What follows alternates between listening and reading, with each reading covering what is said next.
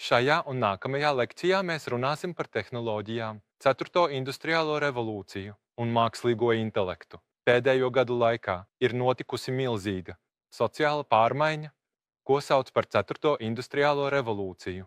Tas ir mainījusi mūsu dzīvi, tā ir fundamentāli mainījusi uzņēmumu mārketinga stratēģijas, patērētāju dzīvi un iepirkšanos. Tāpēc šajā lekcijā mēs apspriedīsim, kā šīs tehnoloģiju izmaiņas ietekmē uzņēmumu mārketinga aktivitātes un patērētāju uzvedību. Vispirms ir nepieciešams plašāk aplūkot izplatīšanas tirgu. Ir runa par offline izplatīšanu, universāli veikali, supermarketi, veikali, tradicionālās tirgus vietas. Visi šie tradicionālie izplatītāji ir saskārušies ar stagnāciju un lejupslīdi. Protams, tiešsaistes izplatīšana strauji attīstās. Internetu izplatīšana, ko sauc par e-commerce, un mobilā izplatīšana ir jauni izplatīšanas veidi, kas strauji aug. Šajā kontekstā bieži tiek runāts par omnikanāla izplatīšanu. Šodien viens no galvenajiem tematiem, par ko es runāšu, ir omnikanāls. Kanāls nozīmē izplatīšanu, un omnikanāls var tikt uzskatīts par jaunu izplatīšanas veidu. Tradicionālā izplatīšana, tiešsaistes izplatīšana un mobilā izplatīšana notiek nevis atsevišķi, bet vienlaikus, un to sauc par omnikanālu. Ļaujiet man sniegt vienkāršu piemēru. Ja man ir jāiegādājas soma, es dodos uz lielveikalu, uz somu nodaļu. Tas ir offline izplatīšana. Es izvēlos somu, un tad man jāmaksā ar karti. Es izņemu telefonu un meklēju, kurā tiešsaistes iepirkšanās vietā tā ir vislētāk. Viņš to ātri atrod un pasūta uz vietas. Ja veikala darbinieks pienāk blakus, tas varētu būt diezgan nepatīkami. Tagad viņš ir pasūtījis un dodas mājās. Tad piegāde aizņem apmēram 2–3 dienas, un tas arī nepatīk. Dienas laikā viņš devās uz lielveikalu un pasūtīja somu ar telefonu. Un vakarā tā jau ir ieradusies pie mūsu mājas pie tuvākā veikala. Šis cilvēks ir nopircis somu, taču viss gan tiešsaistē, gan klātienē, gan mobilajā ir noticis vienā dienā. To sauc par omnikanālu. Tas ir agrīnas fāzes omnikanāla piemērs. Mūsdienās patiesais omnikanāls ir tad, kad offline, online un mobilās iespējas apvienojas, radot jaunu izplatīšanas veidu. Tas apvieno virtuālo realitāti, paplašināto realitāti un mākslīgo intelektu. Tas iepriekš nebija sastopams. Galu galā, ceturtā industriālā revolūcija un informācijas tehnoloģijas fundamentāli maina izplatīšanas tirgu, un šīs izmaiņas ir pātrinājusi tieši korona situācija.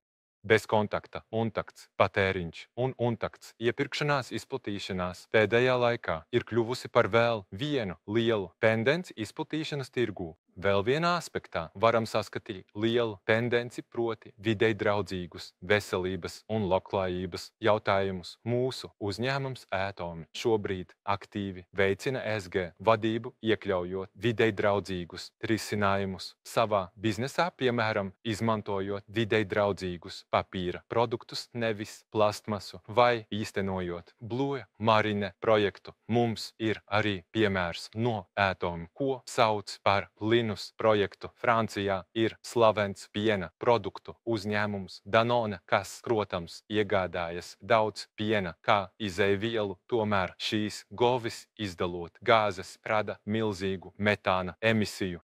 Tāpēc šajā Danone tiks uzsākts projekts. Mēs attīstīsim zāli, kas izdala mazāk gāzu.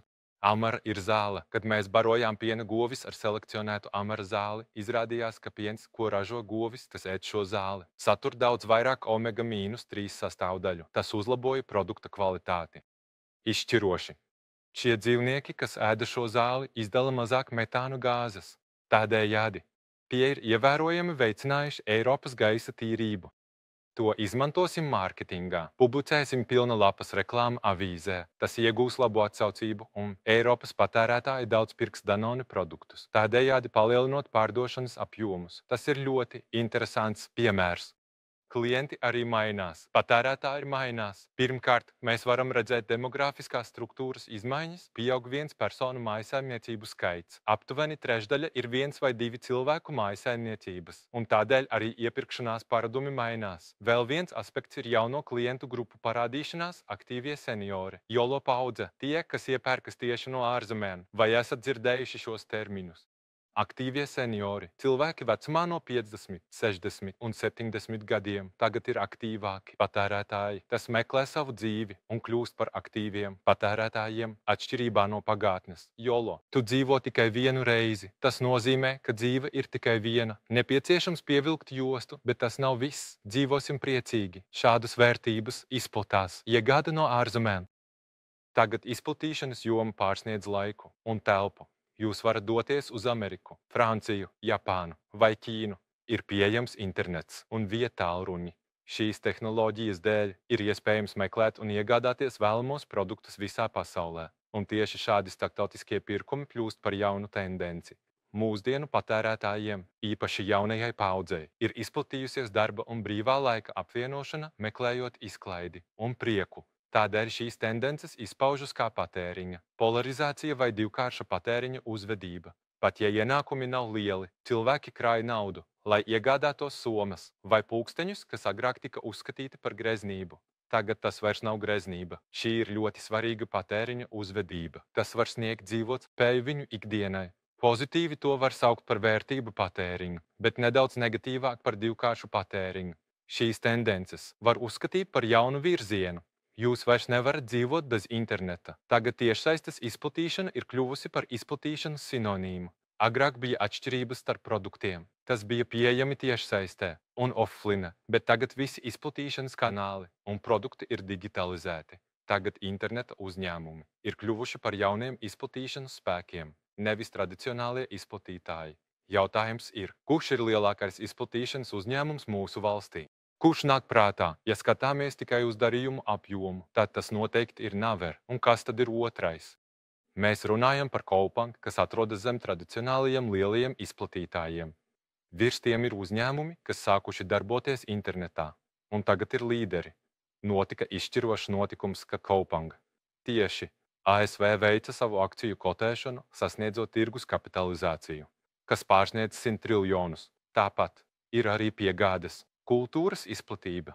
Protams, piegādes kultūra mūsu valstī pastāvēja jau iepriekš, taču korona to būtiski izplatīja. Tādēļ cilvēki sāka tieši pārdot preces. Ir uzņēmums, kas nodarbojas ar preču piegādi. Izplatīšanas uzņēmums. Izplatīšanas jēdziens zaudējis nozīmi. Visas nozares kļuvušas par izplatīšanas nozarēm. To var skatīt arī šādi. Pēdējā laikā jebkuras pakalpojuma vai iepirkšanās vides izmaiņas var uzskatīt par bezkontakta, bezsaskares iepirkšanās izplatību. Tomēr pamatā tam ir tehnoloģija. Tehnoloģiju balstītajos pakalpojumu kontaktpunktos klienti paši veids darbības. Tipisks piemērs ir pašapkalpošanās pasūtījums.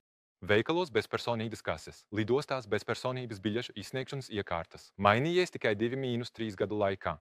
Visas šīs lietas ir balstītas uz tehnoloģijām. Tas sniedz pakalpojumus pašiem sev. Slaveni izplatītāji, piemēram, Walmart un mūsu valsts Emart. Visi uzņēmumi cenšas ātri izmantot tehnoloģijas, lai ietaupītu klientiem laiku un pūles, ļaujot viņiem ērti iepirkties. Viens interesants piemērs ir iepirkšanās veidu maiņa.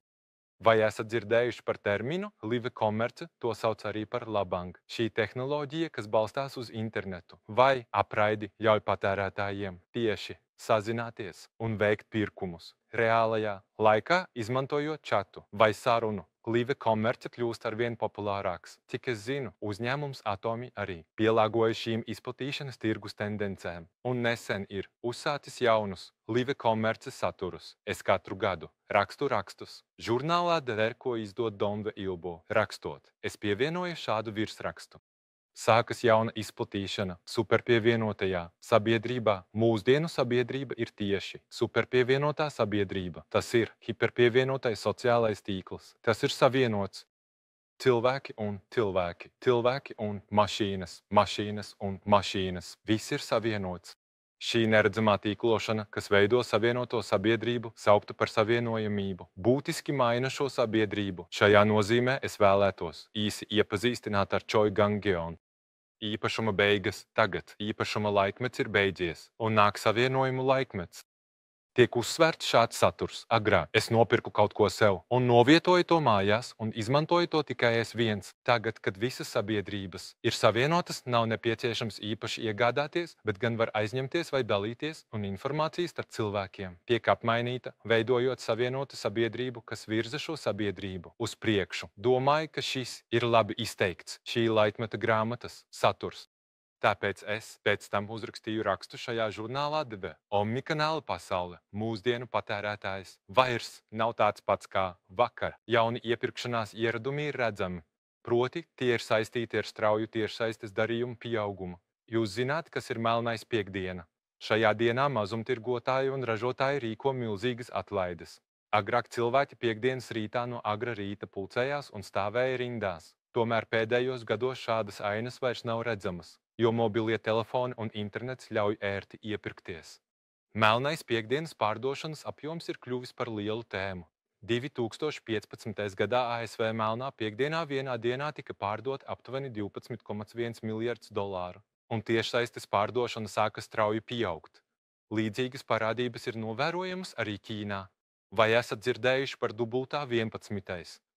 dienu? Pasaules interneta dienā Ķīnā slavenā interneta kompānija Alibaba uzsāka milzīgas atlaides. Šajā dienā Ķīnā vienā dienā notika milzīgs pārdošanas apjoms. 2015. gadā tas sasniedza 14 miljardus dolāru, kas ir neticami liels skaitlis. Katru gadu tas pieaug par 30% līdz 40%. Pagājušajā gadā tika ziņots par darījumiem, kuru kopējā summa pārsniedza 80 triljonus vonu. Tas ir milzīgs skaitlis. Tagad tirgus virza tiešsaistes tirdzniecību un internetu un vietāluruņus izmanto kā galvenos virzītājus. Ļaujiet man īsi pieminēt ASV piemēru. Tiešsaistes izplatīšana ir saistīta ar Amazon, lai gan pēc apgrozījuma Walmart ir pirmajā vietā. Izaugsmes ziņā tas nevar sacensties ar Amazon. Walmart izmēģina jaunas pakalpojumu iespējas. Piemēram, pasūtījumu veikšanu Walmart tiešsaistes vietnē un preču saņemšanu veikalā. Šis pakalpojums tiek saukts par Walmart Bopis Buy Online Pick Up in Store. Amerikas Savienotajās valstīs tiešsaistes un fiziskie izplatītāji izmēģina jaunus pakalpojumus, lai piesaistītu klientus. Varbūt varam pieminēt kādu Amazon piemēru.